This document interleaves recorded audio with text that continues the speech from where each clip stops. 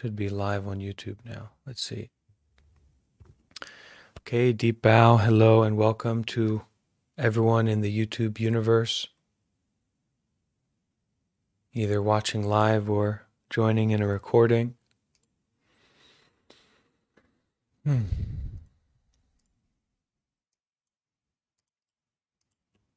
just put the link down here so people can have that.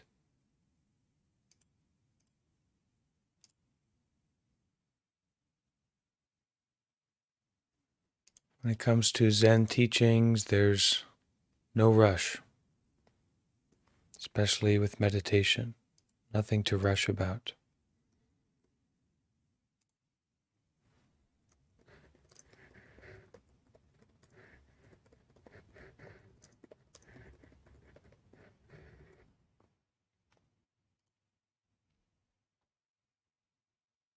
Ooh, 11:40 p.m. Well, that's a good time for practicing meditation. Okay, so let's start by finding a comfortable, stable position for our body.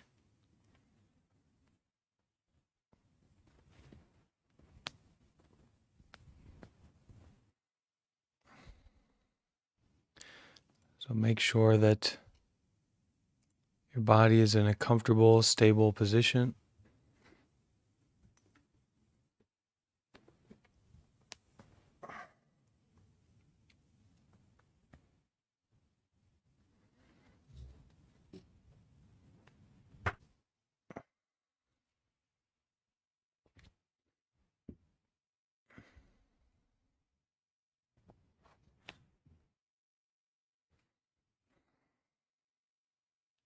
You can bring attention to your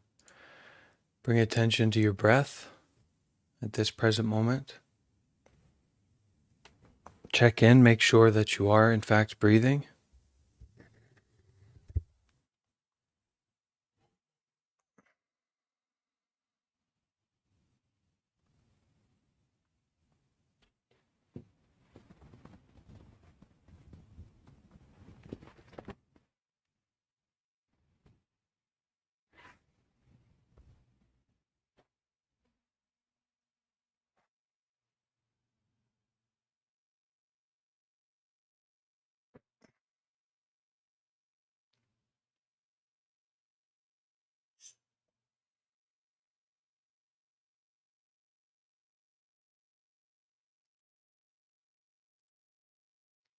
Okay, hello everyone on YouTube. So we are gathering together again today as a continuation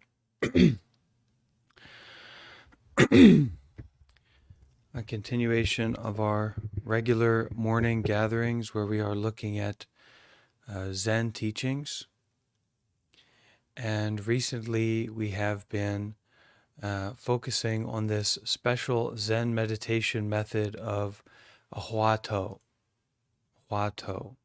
which can be literally translated from the original Chinese as head word. So Huato is this special Zen meditation method that we could say is related to self-inquiry.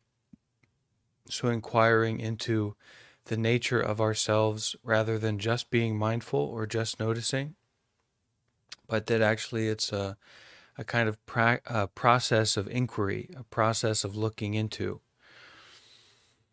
And we've been reading through this book called Knocking Gently on the Door by a monk named Guo Ru in the tradition of Zen master Sheng Yen from Taiwan, who started the Dharma drum organization.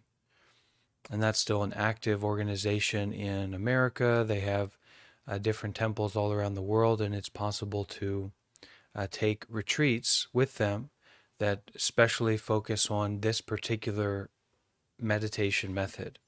They have one center up in Upstate New York that I myself have enjoyed taking a number of retreats at.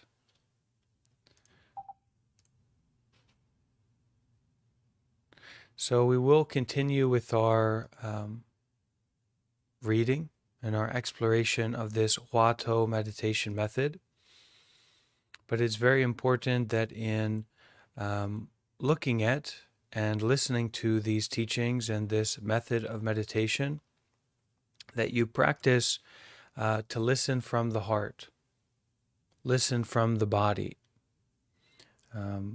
When we rely too much on our intellectual mind of judging and picking and choosing and thinking about this and that, it's very difficult to open up to new ways of approaching our meditation practice, but also our human experience as a whole.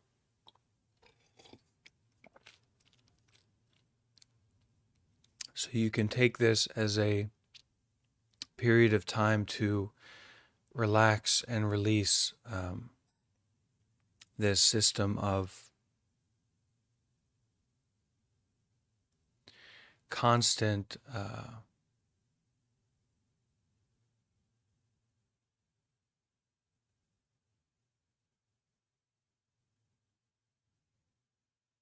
constant thinking all the time.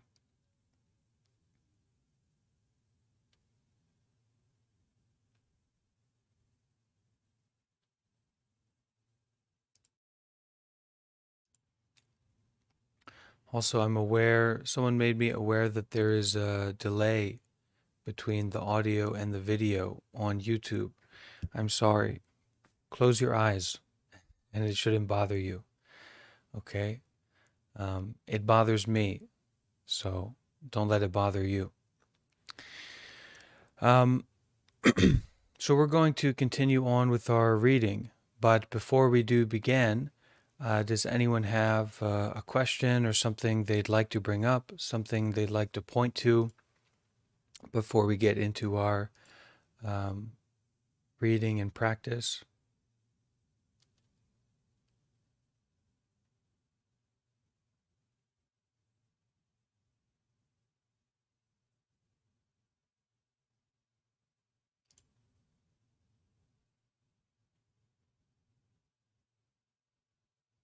Steve is asking where in upstate New York is a Dharma Drum temple. If you search for Dharma Drum Retreat Center, then you will find it. You will see it. Dharma Drum Retreat Center.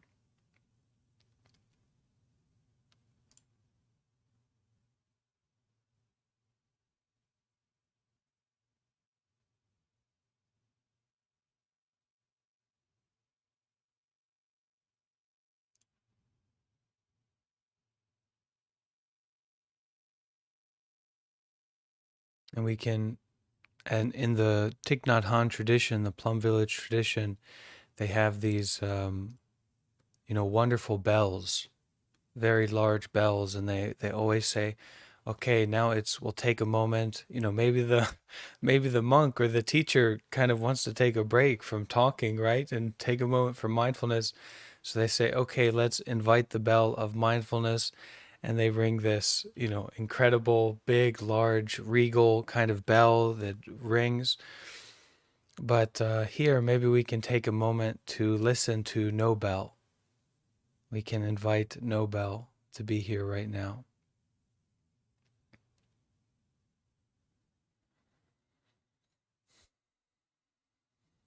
There's so much right now that is non-existent, right? There's so much that is no.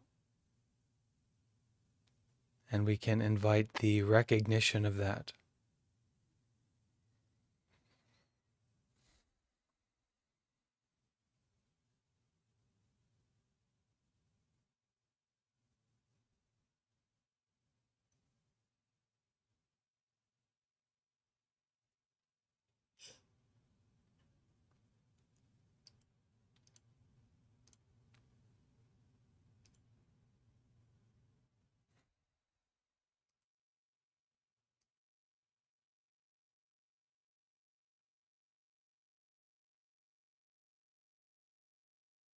Natalie on YouTube says, I need the bell when my kids get too loud.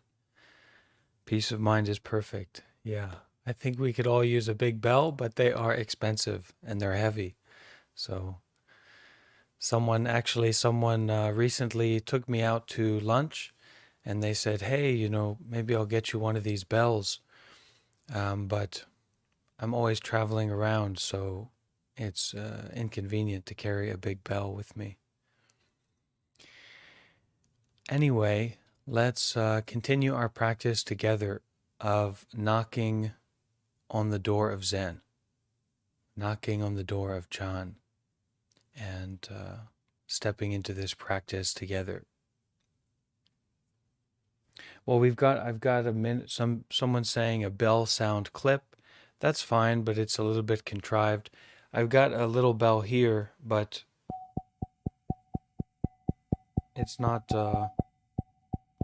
as not as regal as a 200-pound boom kind of bell. So no bell will have to do for now. Matthew? What do you got there? What's that? You want to play an instrument really for us? It's a small bell. It's a metal rod strung over a piece of wood. Well, okay, that's all right. Yeah, that's good. But so it has a really nice long ring. Oh, But it's small. You could take it with you.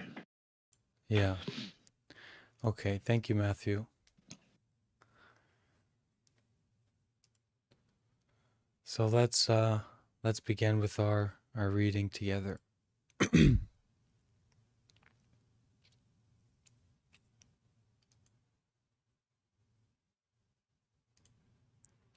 So we left off last time with looking at this idea of no matter how hard we practice or no matter how hard we get involved with our lives in ways of trying to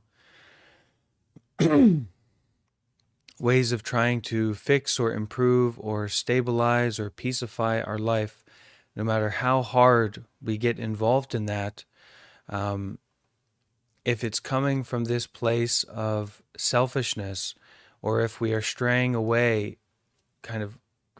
far away from this pure mind, this mind of non-discrimination, this mind of non-attachment, then it's a kind of demonic practice. It's a kind of confused practice. So really at the heart of the Zen training is to practice with the pure mind, the mind of non-attachment, the mind of non-thinking, the mind of no mind.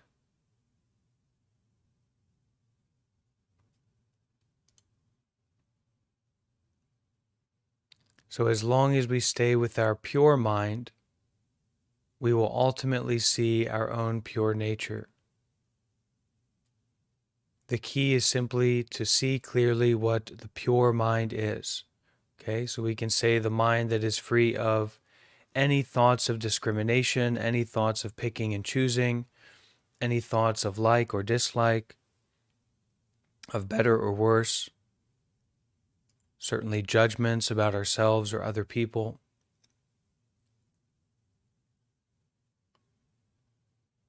But once we stray from the pure mind, all practice is false.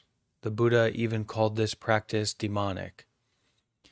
We should never mistake our everyday practices of prostrations, reciting sutras, study, sitting meditation, for being diligent if it is based on a mind of attachment, discrimination, or arising and perishing.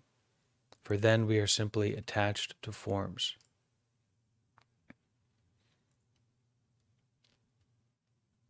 So we move on today to this this topic, this section of introspection into our own nature. Investigating Huato. So what is this? What was my original face before my parents were born? Investigating Huato does, in fact, involve a mind of attachment, which we use to replace all other attachments, until there is nothing left to cling to. With this method, we try to be mindful of whatever happens in our sense organs in everyday life. In other words, we look within ourselves and know our own nature. Whether we eat, sleep, or work, we practice the method. Don't think it is diligent practice to sit in meditation in the Zen hall or in the meditation hall, laboring over the Huatou. At the sound of the chime at the end of a sitting session, our mind of cyclic existence emerges and makes us cry quietly, "Ouch, it hurts." When we are troubled by some bodily pain, if it hurts in any particular place, we just give it gentle massage and focus the mind on the Huatou at the same time, asking, what is Wu? What is this? What was my original face before my parents were born?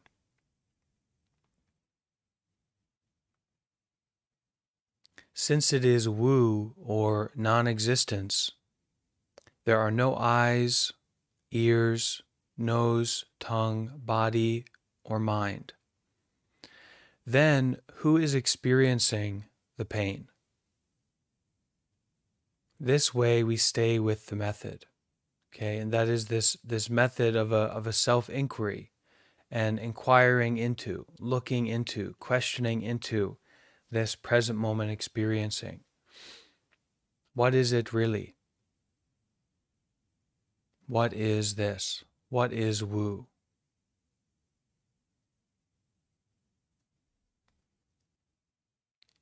Now, there's not a simple answer that we come up with, but as we've been talking about here, it is this arising of a doubt and this arising of a sincere questioning that is not readily answerable with intellectual thinking or conceptual thought of any kind or any kind of self-identification. If you come up with an answer, it's wrong, period. So if you are confidently coming up with an answer when you ask this question, you can know for sure that you are a confused person, at least when it comes to practicing this meditation method of Huatou, of arising doubt, arising questioning, arising curiosity, arising wonder.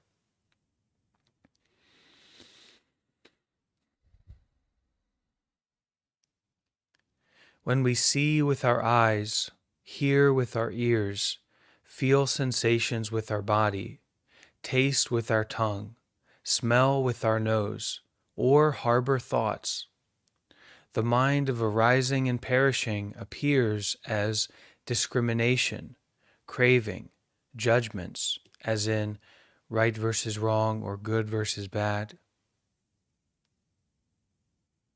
The mind of arising and perishing appears as discriminations, craving, judgments come and go with the presence and absence of objects. So when we make contact with our environment, okay, when we see with our eyes, hear with our ears, feel sensations with our body, taste with our tongue, smell with our nose, or harbor thoughts, so self-identify with thoughts and stay with thoughts, the mind of arising and perishing appears as discrimination, craving, and judgments. And these come and go with the presence and absence of objects. So sometimes it's not just the presence of an object that leads to our discrimination, our craving, our judgment, but it can be the absence of an object as well. And so yesterday I spoke to this Buddhist idea to see pleasure as pain. See pleasurable experiences as painful, because ultimately they are painful. Ultimately they are unsatisfactory, because ultimately whatever object is present that you are ascribing pleasure to, enjoyment to, is going to be absent. So to the degree that you enjoy and fixate on that pleasant or pleasure experience, you're also going to suffer when it's lost. So it also is a certain kind of pain, a certain kind of unsatisfactoriness.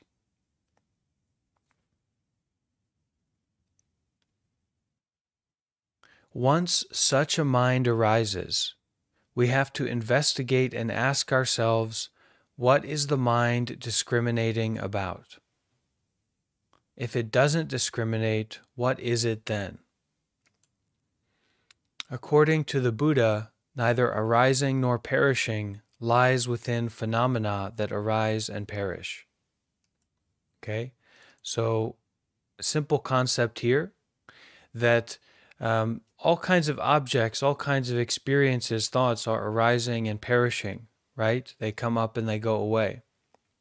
But according to the Buddha, neither arising nor perishing lies within phenomena that arise and perish. So each individual phenomena, each direct experience that we're having right now does not have within it arising or perishing. As we see things through our eyes, both the objects of the eyes and the mind arise and perish. So, what is it that neither arises nor perishes? And whatever that is, we can say the Buddha says, Guru Ru is saying the Buddha says, that lies within each and every object, each and every phenomena. Each and every phenomena does not have within it this arising and perishing. But the phenomena do arise and perish along with our mind as we perceive it, as we experience it. So what is it that neither arises nor perishes? What is it that does not come up and does not go away? Does not come into being and does not go out of being? What is that?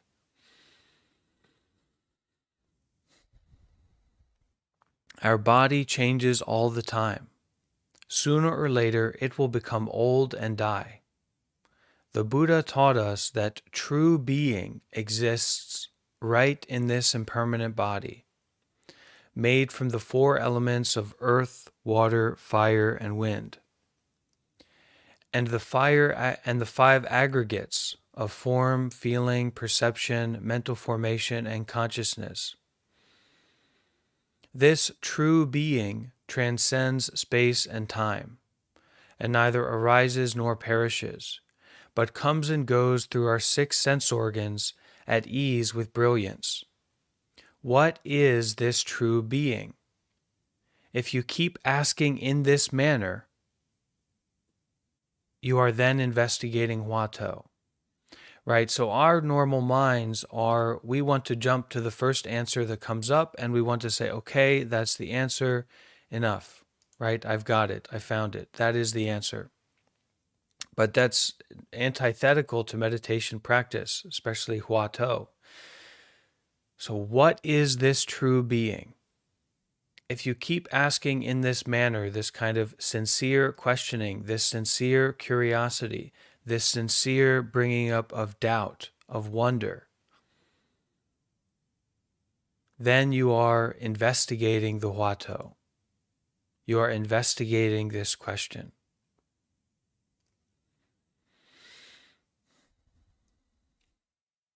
Okay, some questions or comments from what we've read so far?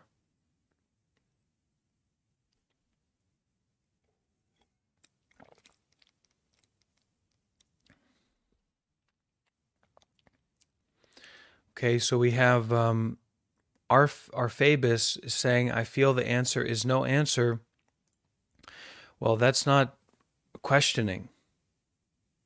So maybe the answer is no answer, but until you investigate or ask the question deeply, you're not involved in the cultivation of doubt. You're just involved in saying, well, there's no answer.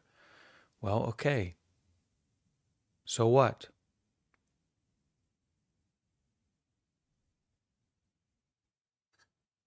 Yeah, Steve. Oh, the dependent arising of phenomenon and attempting to manage that understanding, the Swato makes that harder for me. because I think it transcends that in some way. And I have a little bit of confusion about in what way it may transcend that, or how these two things exist in the same idea, that everything is dependently arising based on phenomenon, and then no, it isn't. That threw me. I may be overthinking it, but I am struggling with it. Okay, what I can say is that the source of praticca samuppada, the source of dependent origination, is ignorance. Okay? Who is it that is ignorant? This kind of meditation method, this self-inquiry, is pointing to the source. As normal people, right, we're quite involved with birth and death. We want to stop birth and death, or we want to deal with our craving or deal with our suffering, all these different kinds of things, right? But the Zen meditation method is pushing you back to the source, all the way back to ignorance itself. Okay, so who is it that is ignorant? Who is it that is subject to birth and death? Who is it that is bobbing up and down in these waves of attachment and aversion?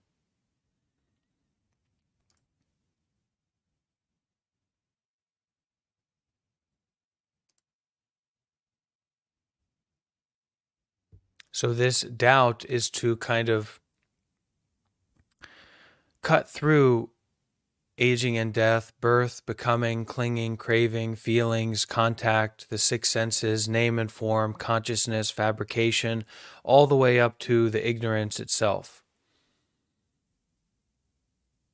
So you're just kind of going back, coming back. The questioning itself. What's really going on here? The looking itself. The doubt itself.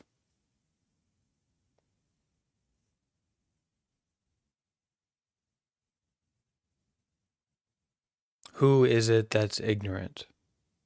Who is carrying this? But it's not a who in the way that we think about a who. It's like a who in the case of, here it is. This is it. You know, who's showing up here? Whose mouth is speaking? Who has two eyes and two nostrils? It's not this kind of egoic who or self-based who, but it's more taking our propensity towards self-fixation and someone and something to bring us all the way back to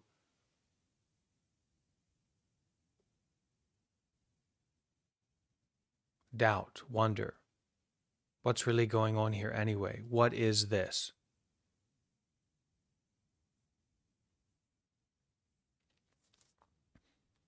But as we work to simplify and stabilize the mind in our meditation practice, we can use all kinds of different meditation methods without really needing to grasp them intellectually or compare and contrast and try to create our own Buddhist cosmology, because really, when it comes down to it, the practice is a virtue. We're actively involved in virtue. We're actively involved in carefulness and following precepts to some degree, okay?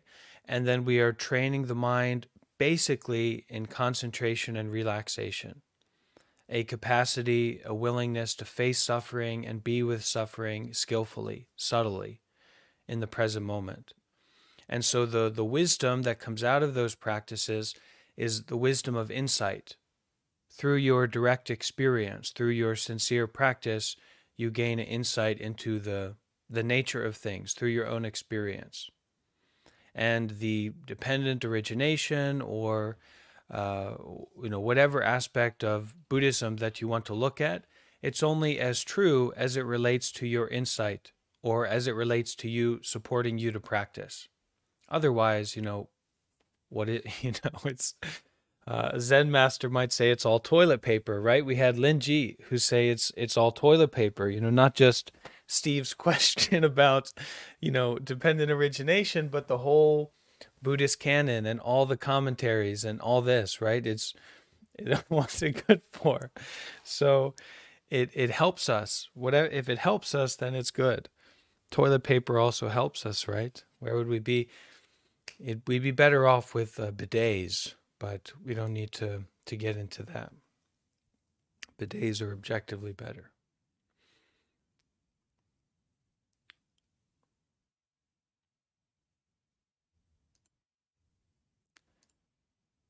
Anyone else want to share something?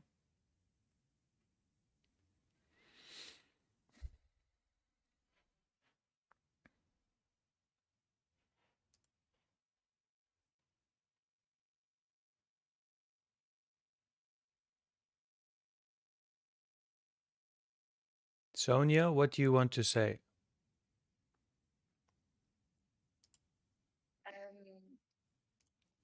I think the Watto, the subject to himself and all the thoughts is having. So it's very hard to disidentiate ourselves from what we're living and everything. And sometimes I add a little tricks that it's not a Watto. And what I'm thinking, I don't know if it's good. Maybe you're gonna tell me it's not a good technique. But when I'm meditating like that, and I feel just peaceful,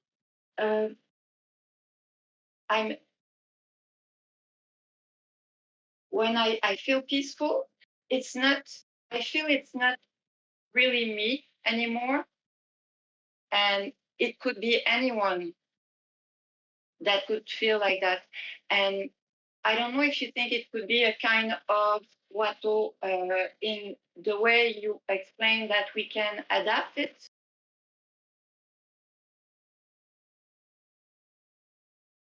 It's not super clear what you're saying, but I'm sure in French it's quite wonderfully clear. But what's important with this Watto method is to keep it simple. It's a simple question. It's just like a red hot iron ball. Okay, you want your Watto. Right now we can pick up an iron ball, all right? And we can put it in our mouth, an iron ball, okay? And so to a certain degree, just that is helpful, all right? Because it brings us to this place of, wow, I've got this iron ball in my mouth. I've got this sense of doubt or this question that I don't readily have an answer to, okay? But to raise, so that's maybe to raise the Watto, to raise the question. Who was I before my parents were born? Who is the owner of this flesh? Who is the owner of this body? Okay, we raise it and we have it. We have a Watto that we can work with. It's an iron ball. We put it in our mouth. We start to bring that sense of doubt, that sense of wonder. And as we develop that, okay, as we intensify not the thinking about it or the complicatedness of it, but the questioning, the doubt that goes along with it, that red hot iron ball becomes red and hot. That iron ball becomes red and hot. And then we begin the process to swallow it, to take it into our being. This red hot iron ball of doubt. Okay? Just like that.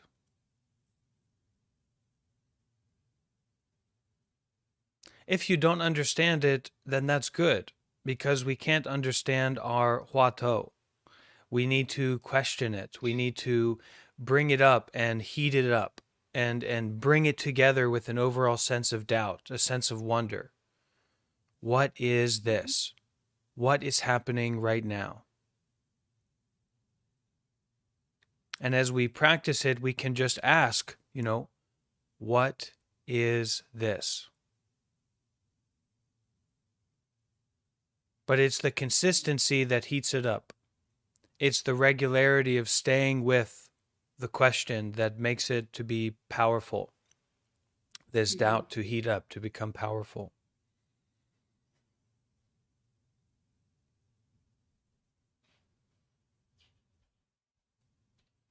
So this is just like a self-inquiry meditation method, and it's something we can use that doesn't just need to be mindfulness, but can be this kind of questioning, this inquiring, this looking into our reality, our self state, our human experience. We can inquire into it, not with our thinking, but with our doubt, with our wonder, with our curiosity itself.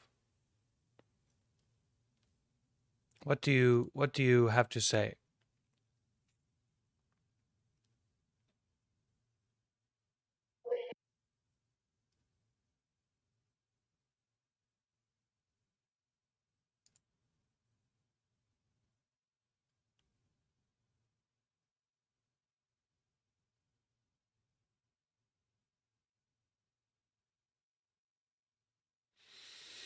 Okay. Anything?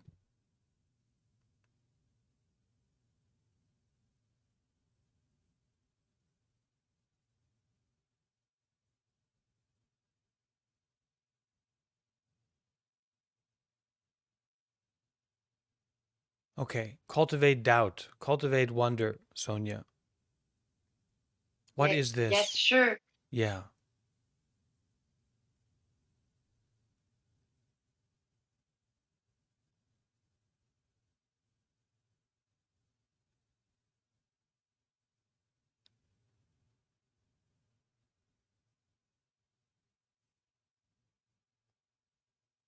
All right. If something comes up, you speak up. Let us know. All right? Oh, okay. Sure. Were you say that to me, Bante? Sure. Yeah. Ah, okay, I'm sorry. I thought it was a general question. D'accord. Thank you very much. You're very welcome. We're all very welcome to cultivate this sense of doubt, this sense of wonder. And my connection did drop out there at a certain point, so I might have missed a part of your question. But if you can cultivate doubt, if you can cultivate wonder, then you're on the right path, and just don't overcomplicate it. Anything in meditation that becomes complicated, multi layered, either in our body or our mind, it's something we need to adjust to bring us back to simplicity, the meditation method of simplicity and sincerity. So even some people get an idea about you force yourself to stay in one position for a full period of meditation and your body hurts or something, and now you're like in a fight with your body. Don't do that. Move, walk. The same with your mind. If you find that you get yourself into this mind state and it's complicated and you're losing the simplicity, and you don't have a hold of the meditation method and you're kind of struggling, you need to adjust your mind posture. And sometimes that has to do with our body, adjusting our body posture. So just keep coming back to the meditation method and the question, what is this?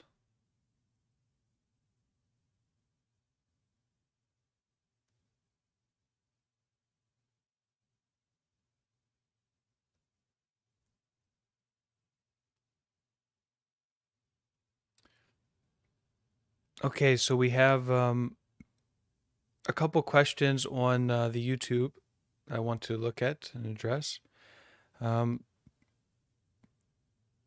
Okay, Natalie says, I often ask my thoughts, what is this thought? As I notice my mind thinking. I hope this makes sense. Okay. I hope it helps. AJ says, I can imagine if I did this too much for hours on end, it could be disorienting because doubt, wonder is active.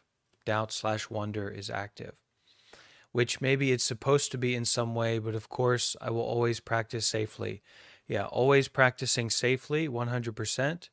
And, it's kind of nice that we've been going through this readings, in the mornings, and then in our evenings on Monday, Wednesdays, and Fridays, we've been going on this topic of healing trauma through mindfulness and loving kindness and balance. So always be safe in your practice, but also don't be shy about really getting involved with it.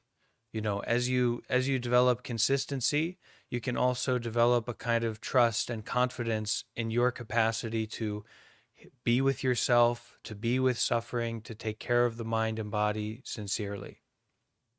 So you develop confidence as you practice, but always be careful and stay safe. Robert says, are you saying that in this Zen meditation, one should ponder the idea of nothingness? Or are you saying in our lives, one should not take pleasure from anything? For Westerners, this is difficult. Well, we don't really have a choice to not take pleasure from anything.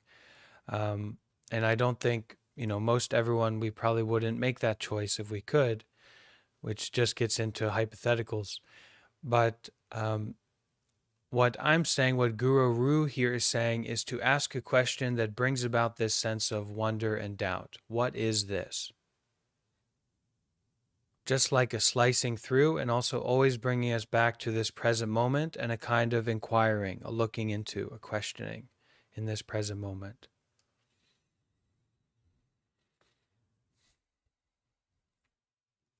And AJ says, I have a slight sense of some disorientation and unknowing after practicing a bit, along with being very grounded in the present, like I lost some part of constant judgment.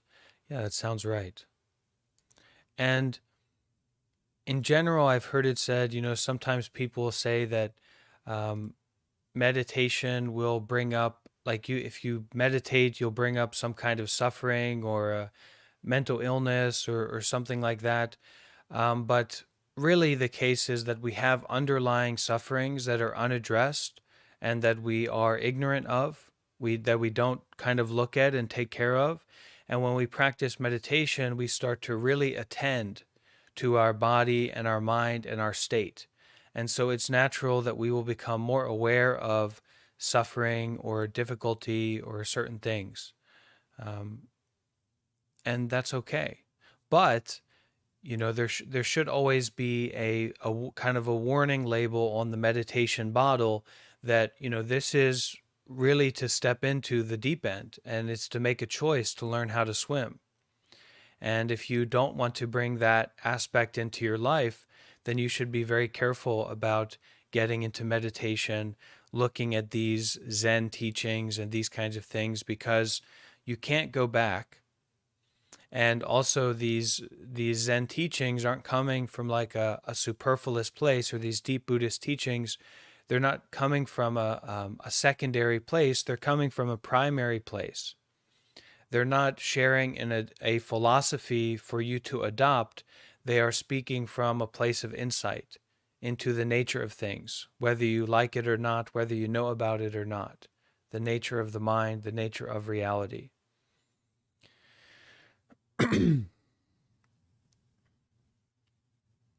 Okay. Anyone else in the Discord have a question? How about Hannah?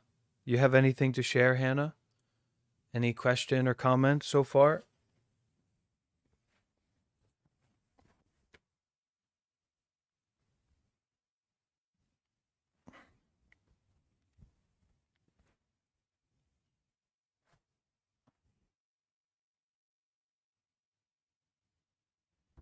And Amanda said she's a swim teacher, and but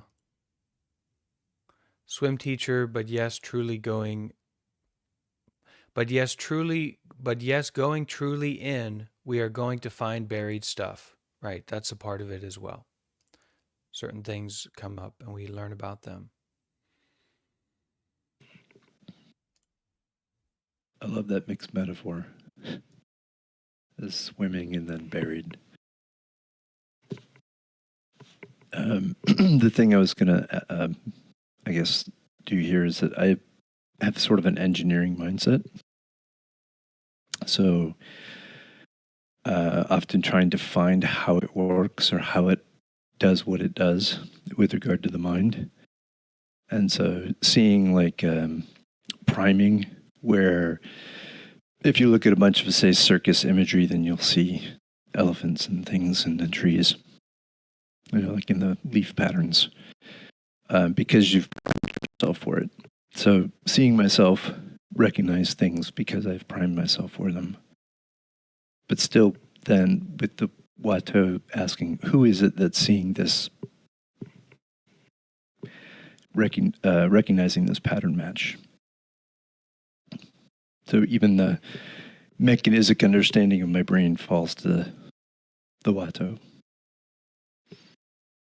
because it still can't answer the question. Who's doing the association? Who is it that feels fear? Who is it that is afraid? That's a very Zen thing. Attending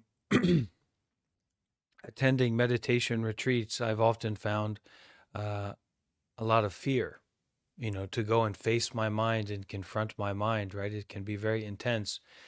And if you are really Zenned out, if you're really sincere about your Zen practice, and you were sitting in this in this Zen hall with all these people in this very intimate, closed situation, and you felt a lot of fear and self-conscious, you could say out, who is it that feels this fear? Because we can really ask this question. We can get on top of the situation. We don't have to kind of get involved in the gears and get all oil covered over our hands and get all messy. We have the capacity to get on top, to slice through right all the way back to our ignorance. And all the learning that happens along the way is really important, but it's the consistency in which we apply the Huatou, this questioning, that allows us to shift our perspective to being on top, to being in the present. And then this present-mindedness, this questioning becomes red hot. It becomes alive. We can't deceive ourselves. No one else can deceive us. We're not tricked. We're not caught in appearances. We are in this red-hot state of doubt, of wonder. And then this idea that it can, open up, that the flower can bloom.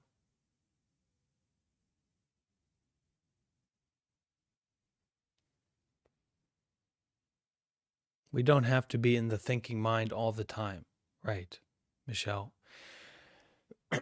And when it comes up, we can learn to kind of, so what?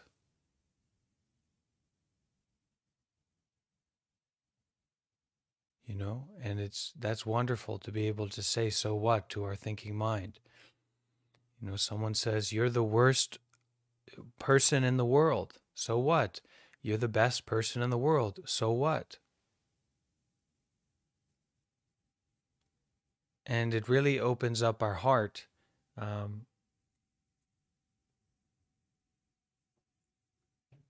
to see the truth, but also to give us more flexibility and space to be good, to do what we should do, to be who we should be, to do our best, and to offer the shade that we have to others and to ourselves. This opening, this mindfulness, this spaciousness, to offer that to ourselves and to offer that to others, even in the midst of the trauma, the sufferings, the difficulties that come up with us, the shame, the guilt, the lack of perfection. Even in the midst of all this, we can offer our shade, right? I know for myself, sometimes I can have a very critical or judgmental mind, certainly towards myself, and then that can also apply to other people. Be very judgmental or something like that. But with this, so what? Even in the midst of your judgment, you can be a kind, gentle, compassionate person. You can offer your shade to someone else, even though they're not as wise, or I don't agree with what they do exactly. you can still offer your shade and your presence to them. And it's yesterday we looked at Sister Dieng Nem's book, and she was saying that this non-violence or this non-reactivity when coming about these dogs that come up, that could be dangerous, could be aggressive, it's very active. Non-violence is very active. Peace is very active. Offering our shade and our non-reactivity to someone and to ourselves, it's very, very active. And it's something that we can develop through this Huato method that slices through our discriminating thoughts, slices through our complicated thinking, our notions of self and other, and this big bad story of our lives, which is, a nightmare, right? In many cases, and even global warming and this and that is just never ending. So this red hot ball of doubt can be very useful. What is this?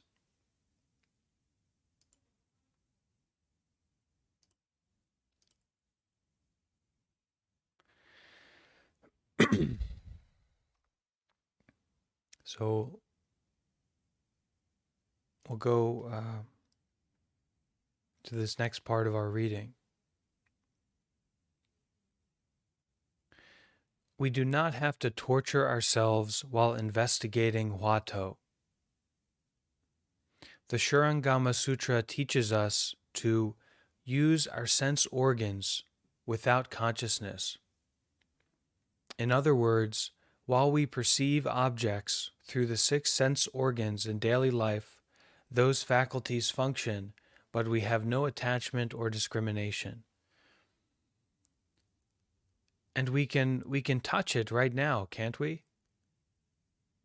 Hearing without discrimination, hearing without attachment, the heart beating, seemingly free of discrimination or attachment, the eyes seeing. What's there to discriminate about? What's there to get attached to? Just the seeing itself. So we can touch it. It's not something that's abstract. It's certainly not something we need to run around or struggle to find. So we do not have to torture ourselves while investigating Huato. The Shuringama Sutra teaches us, one of these original Buddhist sutras, well regarded, teaches us to use our sense organs without consciousness. In other words, while we perceive objects through the 6 sense organs in daily life, those faculties function, but we have no attachment or discrimination. At the same time, we not only see clearly what is happening, but also contemplate what it is all about.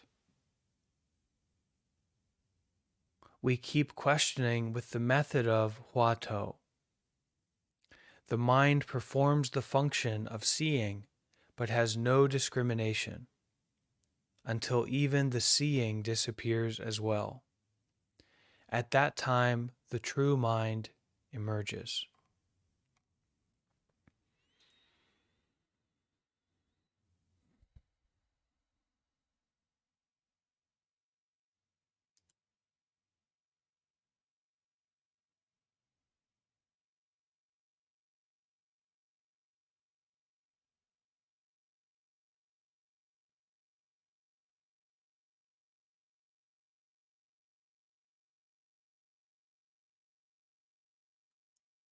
Comments, questions, sharing experience? Anyone?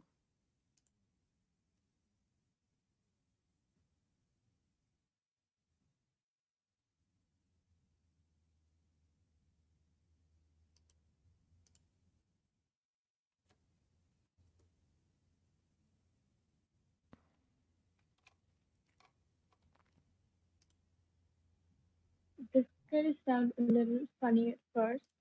When am I audible? Okay. So when you first mentioned asking yourself, like, who was I before my parents existed, whatnot. and it was the only thing that came to my mind was a picture of a tomato. I don't know why, but it did. And I just saw myself as a tomato. But then, as I kept practicing, uh, it really expanded. Like the I think I'm starting to get the idea of like invoking that question and just that doubt in yourself, and it transformed like the idea and the whole picture I had in my mind. And I think it marinated through the night, the whole concept, and I'm able to grasp the idea a little better slowly. That's all. I just wanted to share that. Thank you, Anushka. That's lovely. That's wonderful. So there's a saying in French. Maybe you'll know this saying, Sonia. Je suis un tomate. Isn't that right, Sonia? Je suis un tomate. Wait. How can you And say after it? what? Can you say it in the proper French way so we can hear it? Can you repeat your sentence? Je suis un tomate. Je suis Je un. suis une tomate. Je suis une tomate.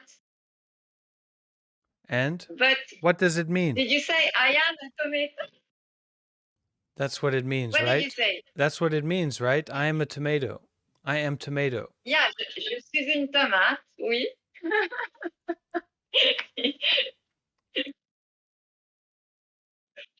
Welcome.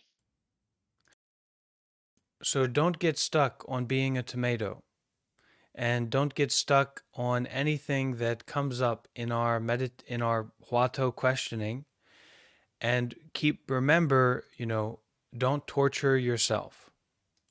Okay? So when we get into the rough territory, we've got metta, we've got our mindfulness, we've got our breathing, we've got je suis un tomate, I am a tomato. If you can develop a sense of faith and trust in I am a tomato, that's probably a lot more worthwhile than whatever kind of, muck that we're dredging up in our psyche by, asking this kind of question, because we're not trying to dredge up our psyche.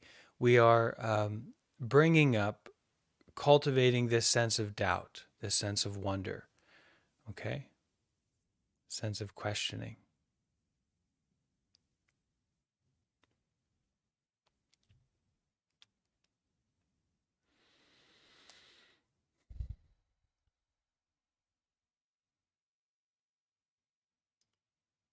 Amanda, can you unmute your mic and share something with us?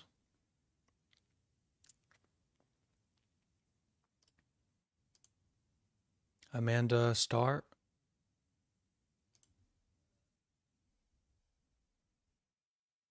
I was just typing how much I love tomatoes. But I find it, I am finding it a little hard because obviously still stuck in a little bit of my ego and wanting to know the answers to everything. So I just do have to practice more to be able to let myself not need answers all the time. What Huato have you tried to practice? Is anyone in particular that you've picked up, that you've raised? I liked the one from the other night about who is aware of the awareness. So yeah, I just find I am tormenting myself and trying to find the answer. So but that's just me. I need to know the answers. But I'm very, very new to the whole everything. So yeah, I'm just practicing.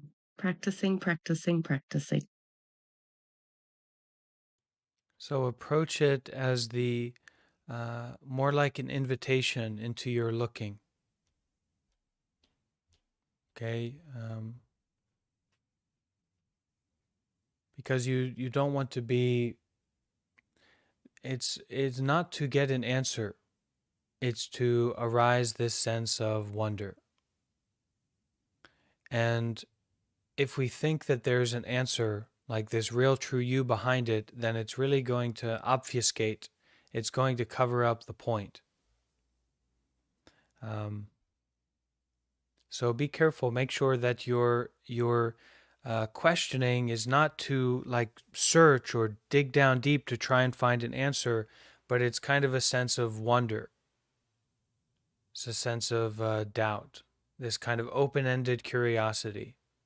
You know, who was I? Yeah. Is it almost a sense of finding another question? Well, it's finding this Rather, sense of questioning itself, doubt itself. mm-hmm. So if you ask the question and your intellect immediately grabs a hold of it, then you may want to experiment with a question that is less self-oriented, such as, what is woo? What is woo? Yep. Okay, thank you.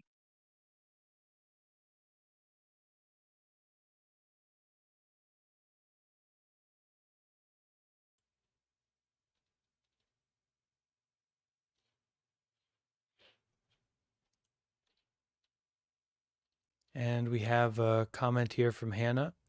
Hannah says, I am practicing hearing without attachment. At the time I started to practice, I was unaware of the actual term, but this reading has given me the specific phrase label. Okay, Hannah.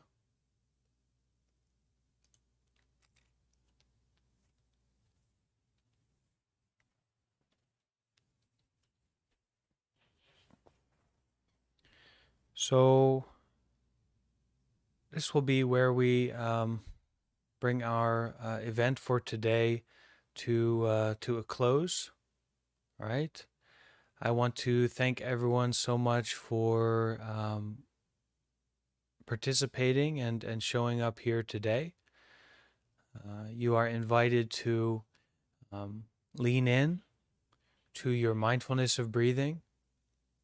You are invited to lean in to this sense of curiosity and wonder in your normal everyday activity, your life. And I hope that this has been a worthwhile check-in point and a checkpoint for that wonder, that sincerity, that mindfulness. Okay? So we will have more silent, focused meditation with some guidance tonight at 8 p.m. New York City time. And that's where we will wrap up today, okay? So we can all bring our hands together and we'll make 3 sadhus, a little bit of a sing-along together. One sec here. Oh. And it can be helpful to take a big deep breath, really fill the lungs with air, and then we can do 3 sadhus together, okay? Let's do our best, all right? Deep breath in. Sadhu.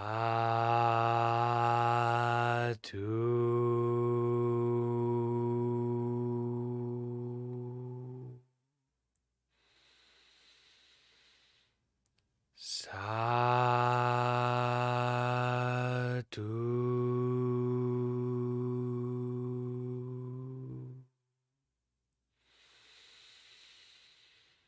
Sadhu.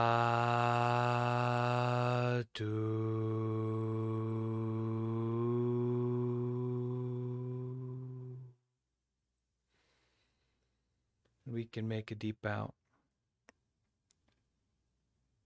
All right. Thank you, everyone, for taking care of yourselves, taking care of each other, and also taking care of me through this practice. All right. See you again soon. Thank you so much Thank for your you. time.